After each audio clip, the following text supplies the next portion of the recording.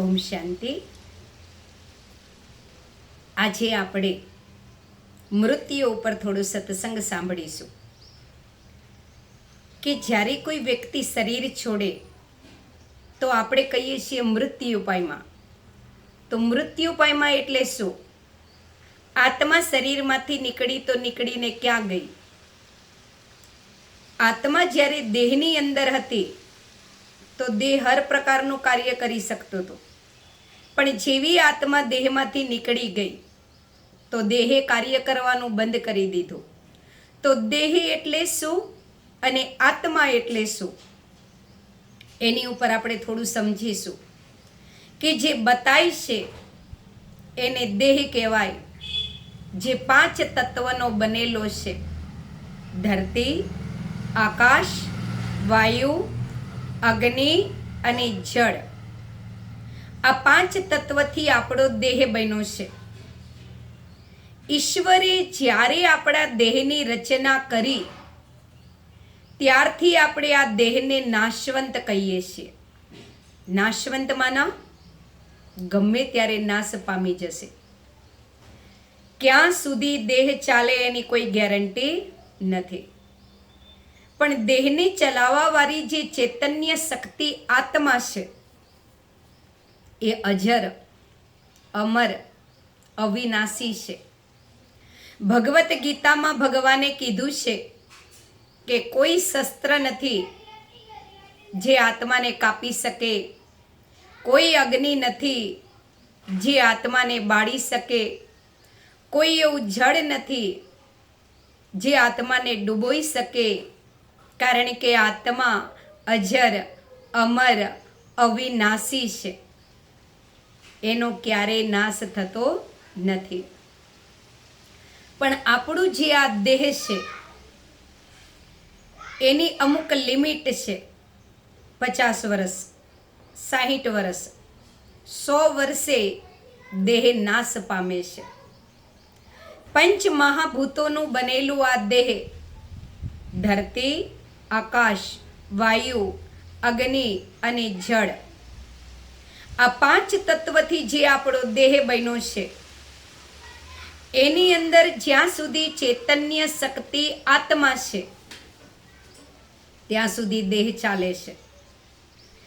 જેવી એ ચૈતન્ય શક્તિ આત્મા નીકળી જાય તો દેહ કાર્ય કરવાનું બંધ કરી દેશે. માના આપણું જે શરીર છે એ આત્માના હિસાબે ચાલી રહ્યું છે. જેવી શરીરમાંથી આત્મા નીકળી ગઈ તો આપણે શું કર્યું? સબને નીચે જમીન ઉપર સુવાડી દીધું. ભૂમિ સાફ કરીએ છીએ અને ત્યારબાદ દેહને ભૂમિ ઉપર સુવાડી દઈએ છીએ.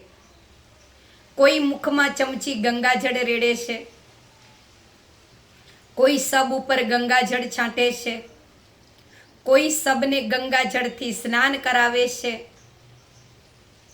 આનાથી જળ તત્વનું શુદ્ધિકરણ થાય છે. જ્યારે મુખમાં આપણે તુલસીનું પાંદ મૂકીએ છીએ તો એનાથી આકાશ તત્વનું શુદ્ધિકરણ થાય છે.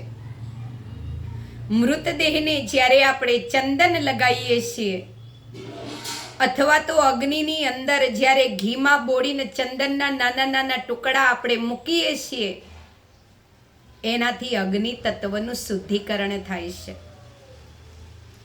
પરમાત્માએ 5 તત્વથી આપણા દેહને બનાવ્યો હતો. એટલે જેવી અંદરથી આત્મા નીકળી ગઈ, આપણા પરિવારજનો એક એક તત્વનું શુદ્ધિકરણ કરે છે. જળ તત્વથી, ગંગાજળથી જળ તત્વનું શુદ્ધિકરણ કર્યું, તુલસીના પાંદથી આકાશ તત્વનું શુદ્ધિકરણ કર્યું, ચંદનથી વાયુ તત્વનું શુદ્ધિકરણ કર્યું. અગ્નિદાહ દેતા પહેલા આપણે સબ ઉપર ઘી લગાવીએ છીએ, અગ્નિની અંદર ઘી ડાલીએ છીએ. એનાથી અગ્નિ તત્વનું શુદ્ધિકરણ થાય છે. જ્યાં શમશાનમાં આપણે મૃતદેહને અગ્નિ સંસ્કાર આપીને આવ્યા ત્યાં ફરી પાછા આપણે શમશાનમાં 2 દિવસ પછી જઈએ છીએ. એને ટાઢી ઠારવા ગયા કહેવાય. હવે એ સમયે આપણે શું કર્યું? જ્યાં અગ્નિ સંસ્કાર આપ્યો તો ત્યાં બધી જે રખિયા હતી એ સમેટીને ભેગી કરી. એની અંદર જે ચંદનના નાના નાના ટુકડા હતા, હાડકાના નાના નાના ટુકડા જે અગ્નિમાં બળ્યા નહોતા, એ આપણે સમેટીને ઘરે લાયા. ફૂલ, જેને આપણે અસ્થિ કહીએ છીએ.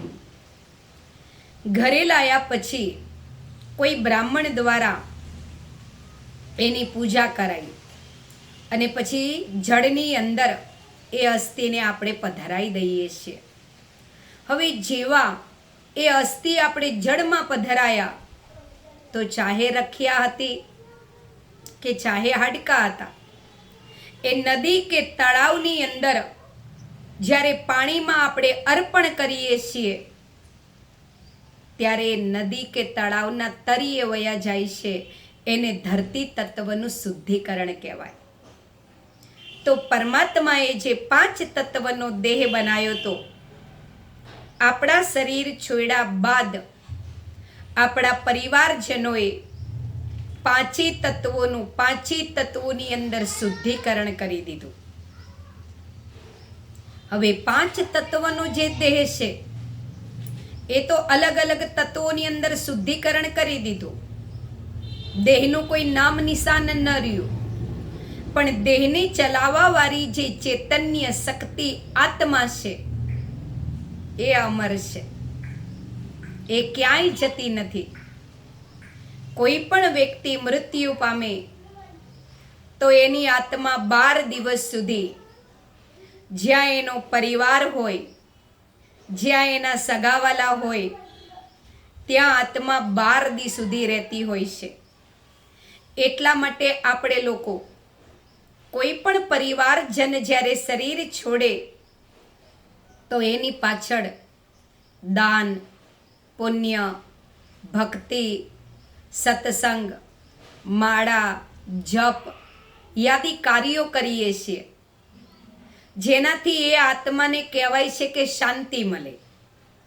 હવે એ આત્માને શાંતિ મળે એ માટે આપણે બધા ધાર્મિક કાર્ય કરીએ છીએ. એનો મતલબ આત્મા મરી નથી, અમર છે અને આપણી આજુબાજુ જ છે. તો જ એની શાંતિ માટે આ બધા કાર્યો કરાય છે.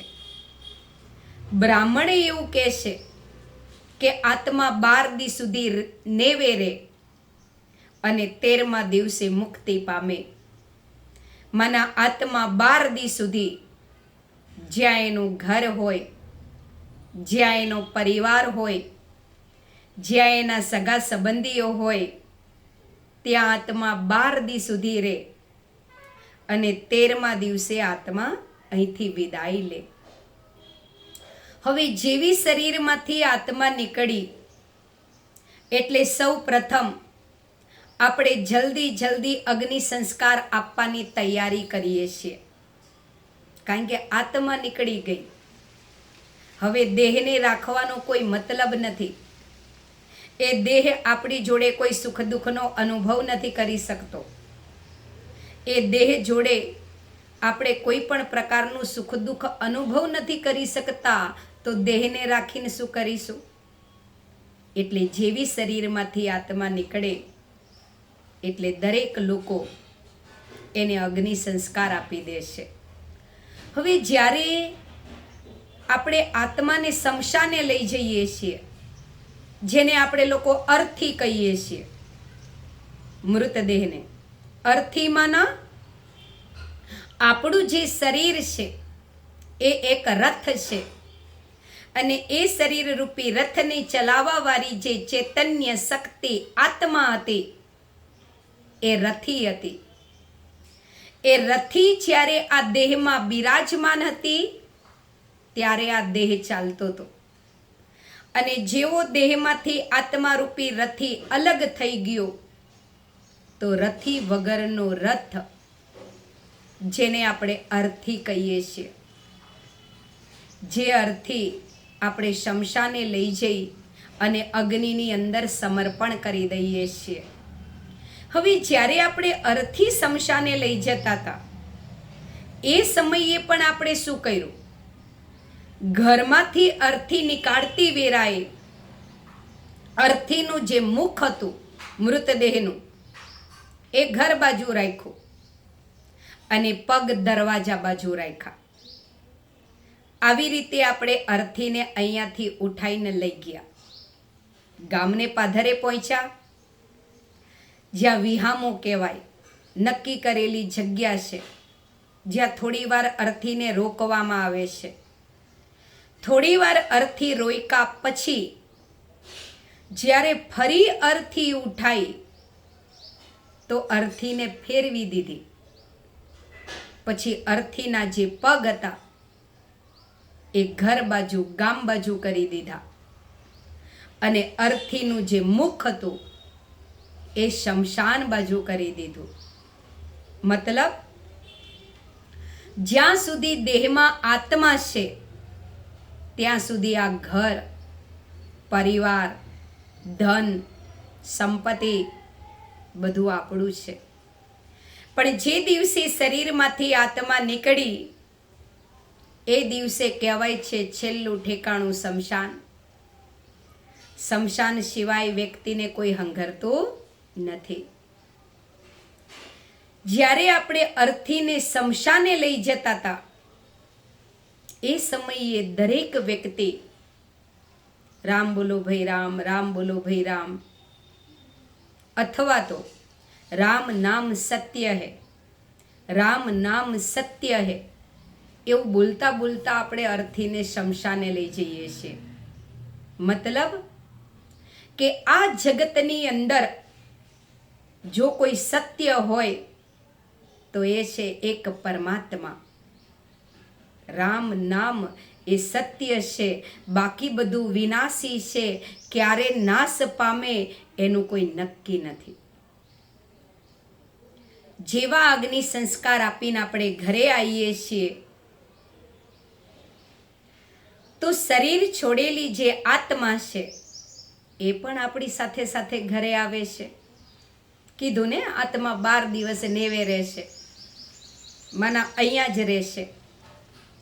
એટલા માટે આપણે પરિવારજનો, સમાજના લોકો, સગા સંબંધીઓ 12 દિવસ સુધી કોઈ માળા કરે છે, કોઈ મંત્ર કરે છે, કોઈ સત્સંગ કરે છે, કોઈ ભજન કરે છે અને આવી રીતે આપણા ઘરનું જે વાતાવરણ છે એ શાંતિવાળું રાખે છે, જેથી જે સદગત આત્મા છે એ શાંતિની અનુભૂતિ કરે.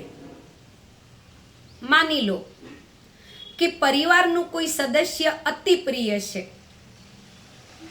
અને નાની ઉંમરની અંદર અચાનક વ્યક્તિ મૃત્યુ પામી, પરિવારજનો જ્યારે બહુ દુઃખી થઈને રડે છે તો કહેવાય છે કે સદગત આત્માય દુઃખી થાય છે. એટલે કોઈ પણ ધર્મના સંતને જ્યારે આપણે બોલાવીએ છીએ સત્સંગ માટે તો દરેક ધર્મના સંત આપણને એક જ વસ્તુ શીખવાડે છે કે ભાઈ રડો નહીં, ભગવાનનું નામ લો. કેમ? આપણને એવું લાગે છે કે આપણા પરિવારનું સદસ્ય અચાનક મૃત્યુ પામ્યા, પણ અચાનક કોઈ મૃત્યુ પામતું નથી. દરેક વ્યક્તિનું જીવન માના જન્મ અને મૃત્યુ નિર્ધારિત છે. વ્યક્તિનો જ્યારે સમય પૂરો થાય, માના દેહ સાથે, દેહના સંબંધો સાથે, ધન સંપત્તિ સાથે, આ ભૂમિ સાથે આપણી લેણ દેણ પૂરી થાય ત્યારે જ આપણે મૃત્યુ પામીએ છીએ. માના ત્યારે જ આપણે દેહનો ત્યાગ કરીએ છીએ. તો અચાનક કોઈ મૃત્યુ નથી પામ્યું.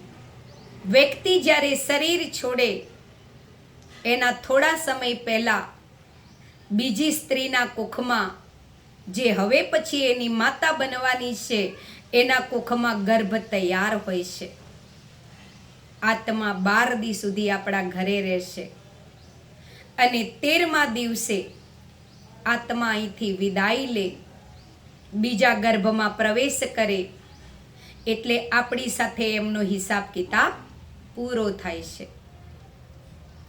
જ્યાં સુધી આત્મા આપણા ઘરે હતી તો વધારે આત્માને શાંતિ મળે, સુખ મળે, પુણ્ય મળે, એ માટે 12 દી સુધી આપણે નાના બાળકોને ભાગ વેચીએ છીએ, ગાયોને ઘાસ નાખીએ છીએ, પક્ષીઓને ચણ નાખીએ છીએ, બ્રાહ્મણો જમાડીએ છીએ, આવા બધા કાર્યો કરીએ છીએ, જેથી એ બધી આત્માઓની દુઆ પુણ્ય સદગત આત્માને મળે.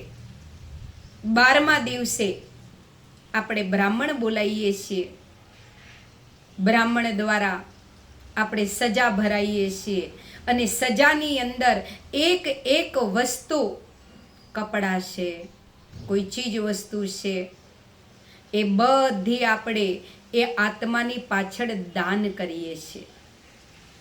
માના 12મા દિવસે જ્યારે બ્રાહ્મણ વિધિ કરવા આવે ત્યારે પિંડ બનાવે છે, પરિવારના સ્વજનો જોડે એ પિંડની પૂજા કરાવે છે, અને જ્યારે પૂજા પૂરી થાય એટલે એ પિંડના 2 ટુકડા કરી દેશે.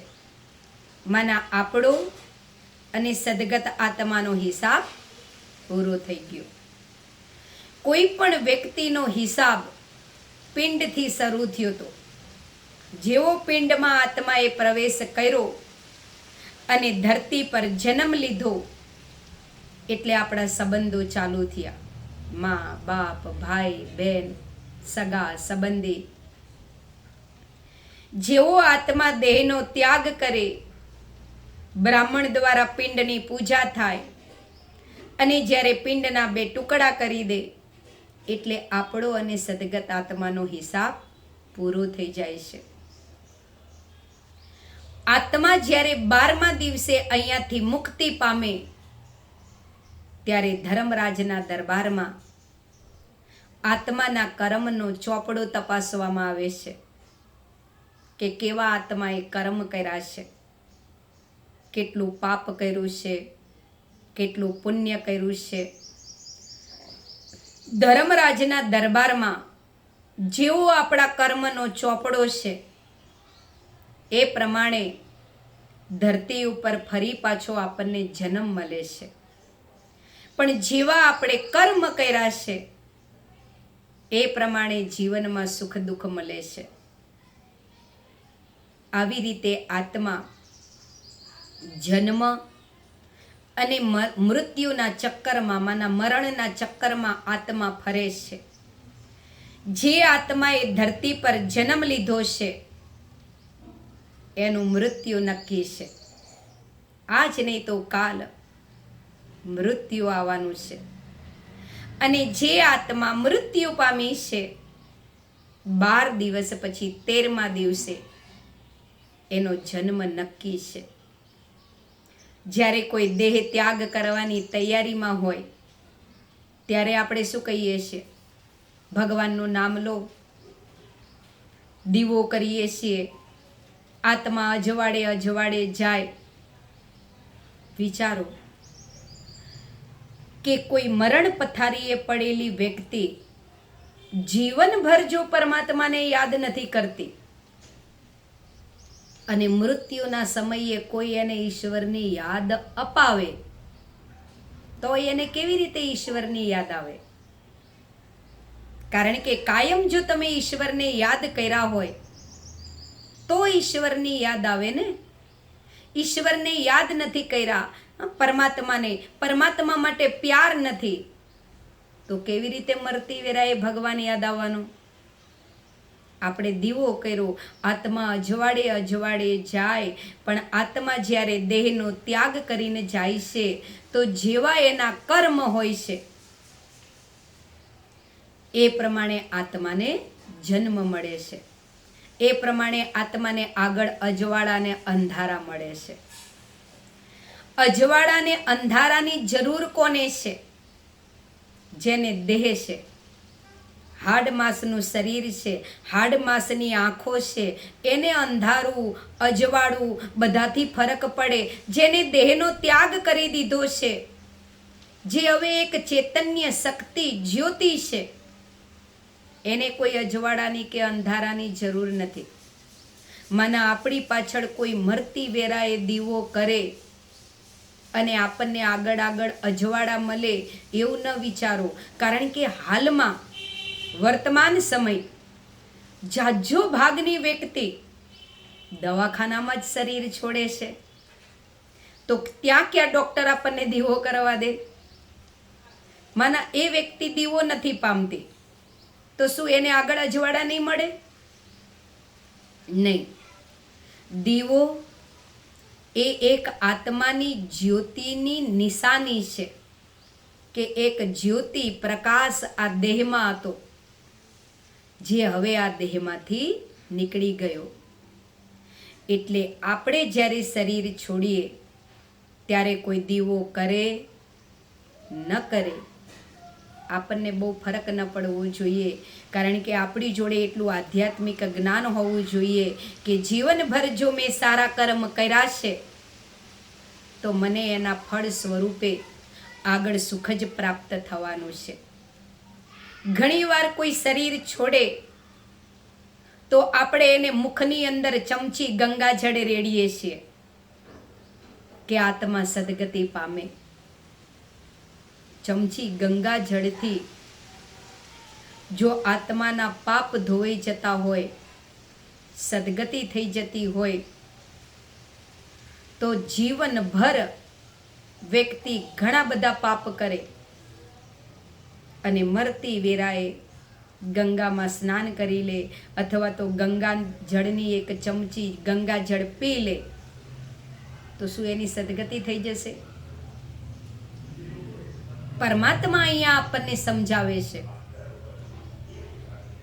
કે તારી આત્માની સદગતિ તારા કર્મ ઉપર નિર્ભર છે. રોજ તું ગંગામાં સ્નાન કરતો હોય પણ જો પાપ કર્મ કરે તો કેવી રીતે તારી સદગતિ કરવી? પણ રોજ તારા કર્મ જો સારા છે રોજના,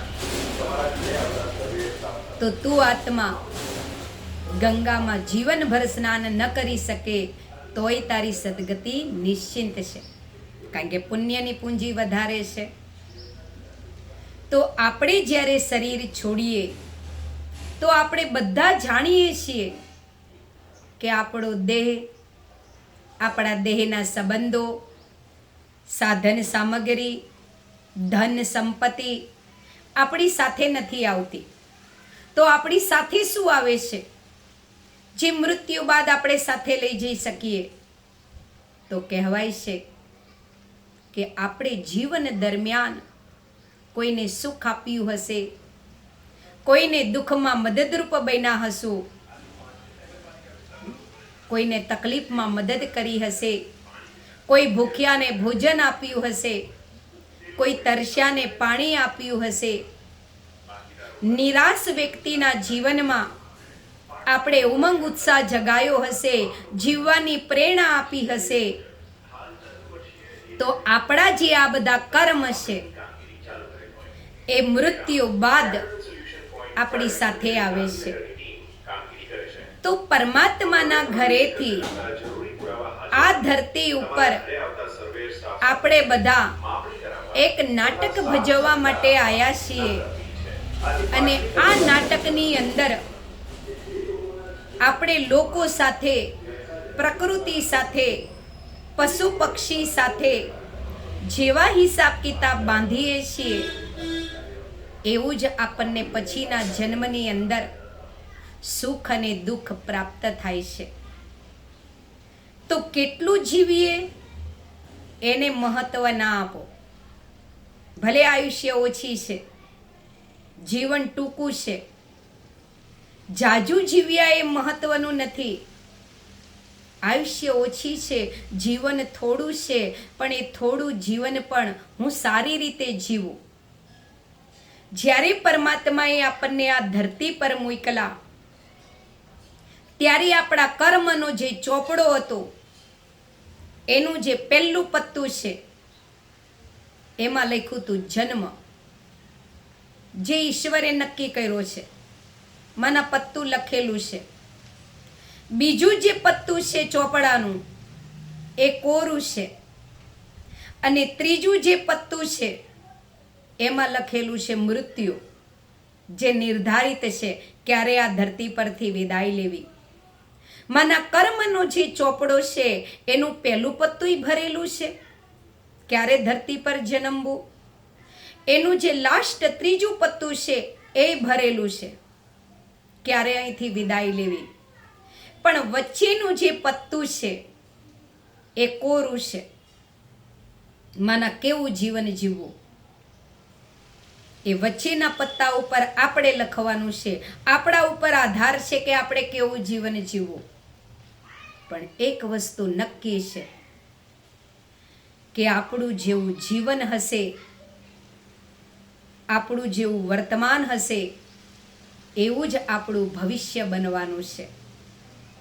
તો વર્તમાનને શ્રેષ્ઠ તે શ્રેષ્ઠ બનાવો, જીવનને સારું તે સારું બનાવો.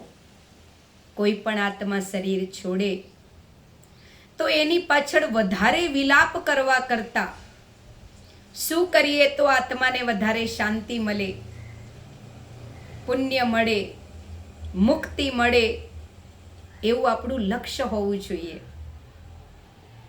આત્માને આંસુઓનું ટોપલું આપવા કરતા આત્માને પુણ્યની પૂંજી અર્પણ કરીએ એવું લક્ષ્ય રાખીએ. કોઈ પણ આત્મા શરીર છોડે તો 12 દિવસ સુધી બની શકે એટલા સારા સારા કાર્ય કરો. 13મા દિવસે આત્મા અહીંથી વિદાય લઈ લે, ત્યારબાદ આપણે જે કાર્યો કરીએ છીએ, મહિનાની તિથિ ઉજવે ગામડામાં, વર્ષની તિથિ ઉજવીએ છીએ, 2-3 વર્ષ થાય એટલે આપણે એમને શ્રાદ્ધમાં ભેળવીએ છીએ. આ જે કંઈ કાર્ય કરીએ છીએ એ કરનાર વ્યક્તિને મળે છે, સદગત આત્માને નહીં. સદગત આત્માના જો હજુ અન્ન જળ હિસાબ કિતાબ પૂરા નથી થયા તો એને શરીર કેમ છોડ્યું? આ ઘરની અંદર આપણા અન્ન જળ હિસાબ કિતાબ પૂરા થાય ત્યારે તો આપણે શરીર છોડીએ છીએ. તો 12 દિવસ સુધી કરેલું મળે. 12 દિવસ પછી જે કરીએ છીએ એ કરનાર વ્યક્તિને મળે. સદગત આત્મા તો આ ધરતી ઉપર બીજો જન્મ લઈ લેશે. તમે એને આનંદથી યાદ કરો તો એને શાંતિના વાઇબ્રેશનો મળે. તમે એને દુઃખથી યાદ કરો તો એને અશાંતિના વાઇબ્રેશનો પ્રાપ્ત થાય. એથી વધારે આત્મા કશું પ્રાપ્ત નથી કરી શકતી. તો જન્મ મરણ ઈશ્વરના હાથમાં છે, એમાં મનુષ્યની કોઈ મરજી ચાલતી નથી. કયો જીવ ક્યારે ધરતી ઉપર આવ્યો અને કયો જીવ ક્યારે ધરતી ઉપરથી વિદાય લે એ પરમાત્મા જાણે છે. પણ કેવું જીવન જીવવું એ આપણા હાથમાં છે. એટલા શ્રેષ્ઠ કર્મ કરીને જઈએ કે પછી જ્યાં જન્મીએ ત્યાં રહેવા માટે છત મળે, નિરોગી કાયા મળે, સંસ્કારી પરિવાર મળે, સમાજમાં માન શાન પ્રતિષ્ઠા મળે. આ બધું ક્યારે પ્રાપ્ત થાય છે? જીવનભર આપણા કર્મની સારી પૂંજી હોય તો.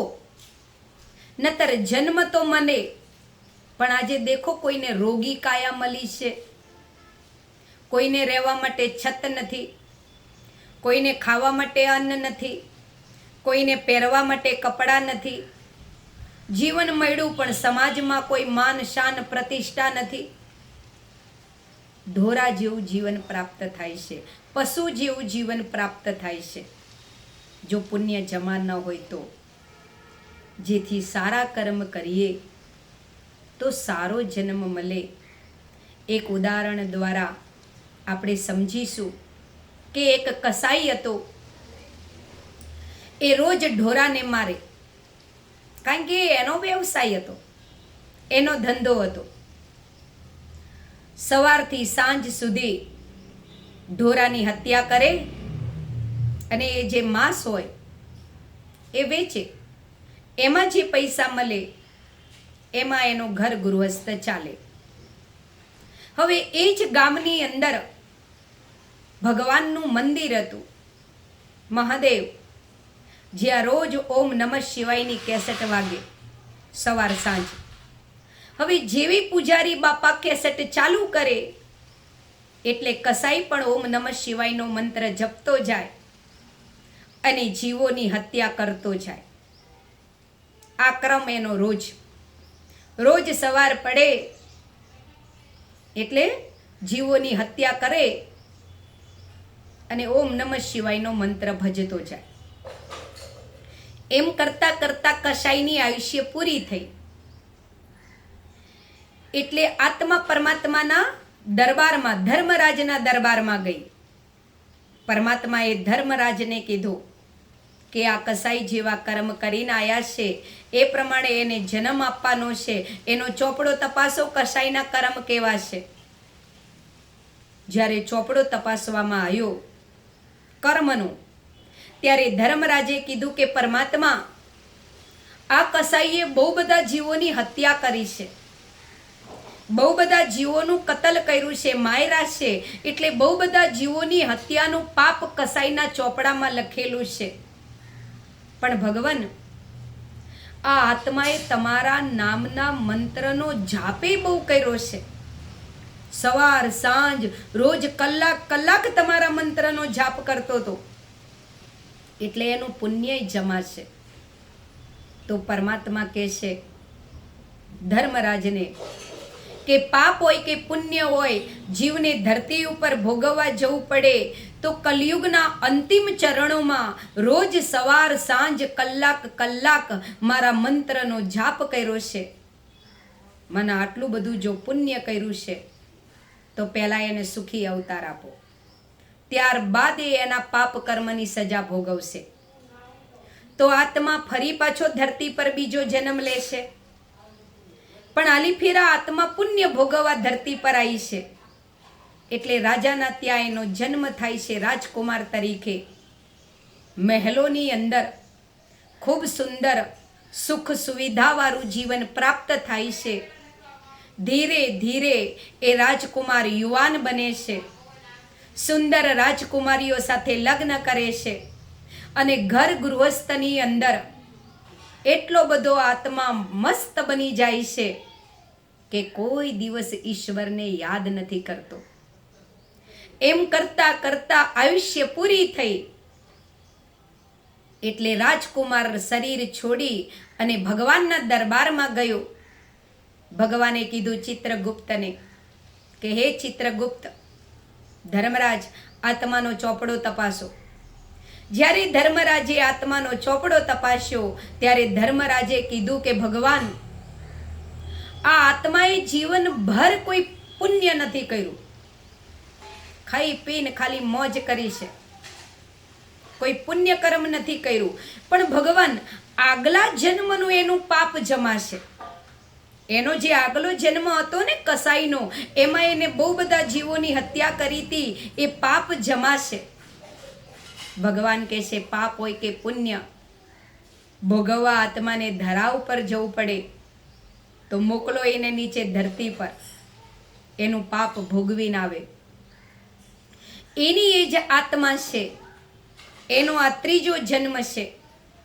ત્રીજો જન્મ જ્યારે આત્મા ધરતી પર આવે, પુણ્યની કોઈ પૂંજી જમા નથી, પાપ ભોગવવા જ આવી હતી. સાધારણ ગરીબ ભિખારીના ત્યાં જન્મ મળે છે. રોજ મા બાપ ભીખ માગીને લાવે, એને ખવડાવે. એમ કરતા કરતા એ બાળક થોડું મોટું થયું અને જ્યારે 8-10 વર્ષનું થયું, શરીરમાં રોગ થયો. હવે રોજ જે ભીખ માગીને લાવતા હોય એ એને સારી હોસ્પિટલમાં કેવી રીતે ઈલાજ કરાવી શકે? ધીરે ધીરે રોગ વૃદ્ધિ પામતો ગયો. જ્યારે એ બાળક 15-17 વર્ષનું થયું ત્યાં સુધીમાં આખા શરીરમાં એ રોગ ફેલાઈ ગયો ઝીણી ઝીણી શરીરમાં જીવાતો પડી, જે એના શરીરને અંદરથી ખાધે રાખતી હતી. થોડા સમયની અંદર બીમારીમાં એનું શરીર પોલું થઈ ગયું, મૃત્યુ પામ્યું. આત્મા શરીર છોડીને ભગવાનના દરબારમાં ગયો તો ભગવાન ચિત્રગુપ્તને ધર્મરાજને કહેશે કે ભાઈ આત્માનો જીવનો ચોપડો તપાસો, કેવા કર્મ કરીને આવી છે આત્મા, એ પ્રમાણે હવે એને જન્મ આપવાનો છે. ત્યારે ધર્મરાજ કહેશે આત્માને કે દેખ આત્મા, જ્યારે પહેલી વાર તને કસાઈના ઘરે જન્મ મળ્યો તો સાધારણ જન્મ મળ્યો તો, સાધારણ યોનિમાં જન્મ મળ્યો તો, પણ તારા કર્મ ઊંચા હતા એટલે બીજો જન્મ તને રાજાના ત્યાં મળ્યો.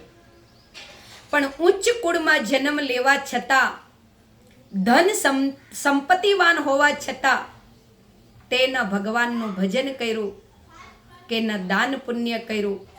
બસ એમ નામ જિંદગી રૂપી યાત્રા તારી પૂરી કરી દીધી તો તને ત્રીજો અવતાર મળ્યો. અને ત્રીજા અવતારની અંદર તારી જોડે કોઈ પુણ્ય જમા નહોતું, પણ તારા પૂર્વ જન્મનું પાપ બહુ જમા હતું. તે બહુ બધા જીવોની હત્યા કરી હતી, તો બહુ બધા જીવો તારા શરીરની અંદર આવી અને તારા શરીરને પોલું કરી દીધું. તું મૃત્યુ પામ્યું, હિસાબ બરોબર થઈ ગયો. તે બહુ બધા જીવોને તકલીફ આપી હતી, બહુ બધા જીવોએ તને આવીને તકલીફ આપી. માના આ ધરતી ઉપર જન્મ મરણની અંદર આપણે બધા ફરીએ છીએ. પરમાત્માએ આ ધરતી ઉપર આપણને નાટક ભજવવા માટે મોકલા છે, પણ નાટક ભજવતા ભજવતા જો પુણ્યની પૂંજી વધારે જમા હોય તો આ નાટકની અંદર સુખ પ્રાપ્ત થાય છે. પણ નાટક ભજવતા ભજવતા જો પાપની પૂંજી વધી જાય છે તો દુઃખ, અશાંતિ પ્રાપ્ત થાય છે. તો જન્મ અને મૃત્યુ પરમાત્માના હાથમાં છે. ક્યારે જન્મવું, ક્યારે મૃત્યુ પામવું, પણ કેવું જીવન પ્રાપ્ત કરવું એ આપણા હાથમાં છે. તો આજ પછી આપણે બધા લક્ષ્ય રાખીશું કે જેટલી પણ આપણી આયુષ્ય છે એટલી આયુષ્યની અંદર પરમાત્માને યાદ કરીશું, દરેક જીવોને સુખ આપીશું, દરેકને દુઃખમાં મદદરૂપ બનીશું, દુઆઓ કમાઈશું અને પુણ્યની પૂંજી જમા કરીશું. કાલ સવારે આપણી જીવનરૂપી યાત્રા કદાચ પૂરી થાય, ધર્મરાજના દરબારમાંથી આપણી ચિઠ્ઠી ફાટે તો પુણ્યની પૂંજી જો જમા કરેલી હોય તો એના આધારે પછીનો જન્મ આપણને સારો પ્રાપ્ત થાય. તો આ મૃત્યુ ઉપર થોડું તમને આધ્યાત્મિક જ્ઞાન સમજાયું કે કોઈ પણ આત્મા જન્મ લે તો એ મૃત્યુ પામે છે, અને જે મૃત્યુ પામે છે એ ફરી પાછો જન્મ લે છે. જેમ દિવસ રાતનું સૃષ્ટિ ચક્ર છે, જેમ ઋતુઓનું સૃષ્ટિ ચક્ર છે, એવી જ રીતે આ જન્મ મરણનું સૃષ્ટિ ચક્ર છે. જન્મ અને મૃત્યુ નિર્ધારિત છે, પણ કોઈ પણ આત્મા જો શરીર છોડે તો બને એટલા એની પાછળ સારા કાર્યો કરવા, સત્સંગ કરવો, પ્રભુ ભજન કરવું, એવું લક્ષ્ય રાખવું જેથી સદગત આત્માને શાંતિ મળે. ઓમ શાંતિ.